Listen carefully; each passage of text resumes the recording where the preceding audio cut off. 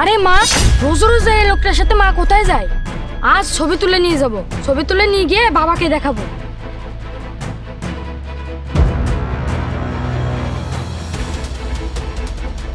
আমার তো আমার বরের কথা ভাবলেই হাসি পায়। ওই বেচারা তো জানেই না তুমি আমার বয়ফ্রেন্ড। তুমি ঠিকই বলো, ও একটু পাগল টাইপেরই আছে, আমার সব কথা মেনে নেয়। আসলে সত্যি ও আমাকে অনেক ভালোবাসে, কিন্তু আমি তো তোমাকে ভালোবাসি। আমিও তোমাকে অনেক বেশি ভালোবাসি। আমি মা আর এই লোকের অনেক ছবি তুলে ফেলেছি, পরে আমি বাবাকে বললে বাবা বিশ্বাস করবে মা ভালো না।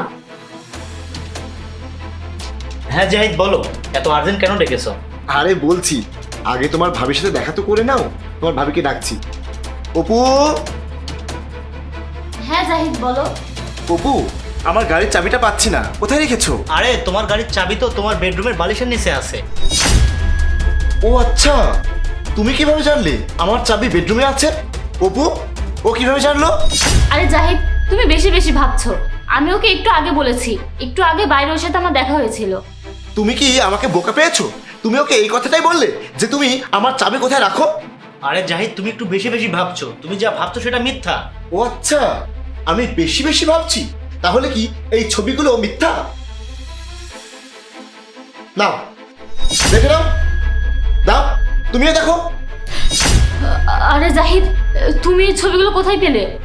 এই ছবিগুলো আমার কাছে কিভাবে আসলো তাই না? দাঁড়াও, বলছি। অপু, এক গ্লাস পানি এনো তো। বাবা, মা তো এখন বাড়িতে নেই, আঙ্কেলের সাথে ঘুরতে গেছে। এই দেখো, আমি ওদের ছবি তুলে নিয়ে এসেছি। ছি ছি ছি ছি, অপু আমার বন্ধুর সাথে এসব করছে। তোমাদের দুজনের কি একটুও লজ্জা নেই? আর অপু, তুমি আমার বাড়িতে থেকে আমার বন্ধুর সাথে এসব করে বেড়াচ্ছ? আর তোমার কি এখন এসব করার বয়স? আমাদের 10 বছরের একটা ছেলে আছে, আর তোমার কোন জিনিসের কমতি ছিল? তোমাকে আমি কতটা ভালোবাসি, তুমি চাওয়ার আগেই তোমার প্রয়োজনীয় সকল জিনিস আমি তোমাকে এনে দেই। আমি কখনোই ভাবতে পারিনি যে তুমি এইসব করবে। আমি তো বিশ্বাসই করতে পারতাম না যদি আমার ছেলে আমাকে এই ছবিগুলো না দেখাতো।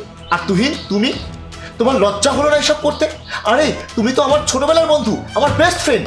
তোমাকে আমি আমার পরিবার ভাবতাম, তোমাকে আমি বিশ্বাস করতাম।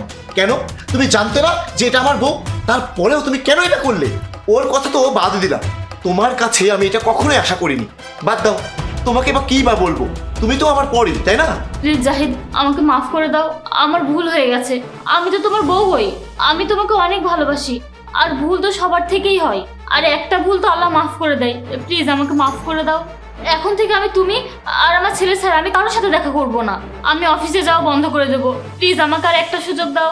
আল্লাহ হয়তো তোমাকে মাফ করে দিবে, কিন্তু আমি তোমাকে মাফ করতে পারবো না, কারণ আমি আল্লাহ নই। আর কার কথা বলছো? ছেলের কথা। ও তোমার সাথে থেকে কি বা শিখবে? তোমার সাথে থেকে তো এই ধোকা দেয়া শিখবে। আর তুমি যখন একবার ভুল করেছো, তুমি ভুল বারবার করবে। আমি তোমাকে বিশ্বাস করি না। তোমরা দুজনেই এখন এই বাড়ি থেকে বের হয়ে যাও, যাও।